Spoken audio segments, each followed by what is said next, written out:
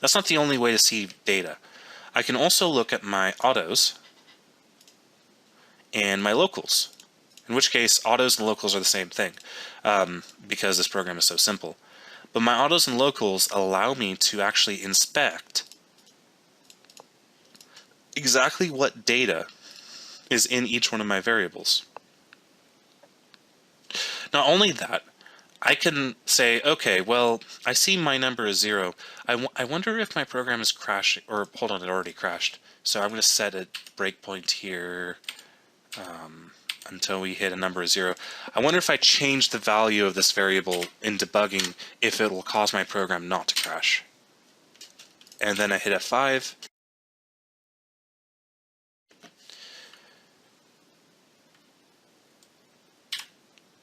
So straightforward, we can look at the data of our software, and that's really all there is to it.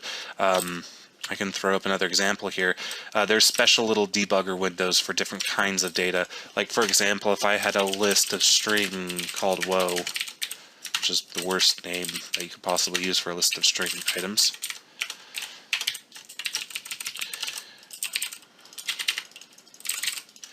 And then I set a breakpoint here, hit F5, and I looked at whoa.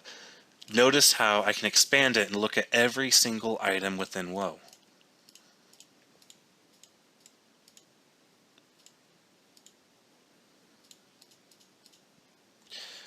So I can also do the same thing by hovering over the variable, and I get this little pop-out window. There's not much more to say about it. Wherever you are in your program, you could look at the local variables and variables that are also in scope and inspect them, view their data, and even alter their data.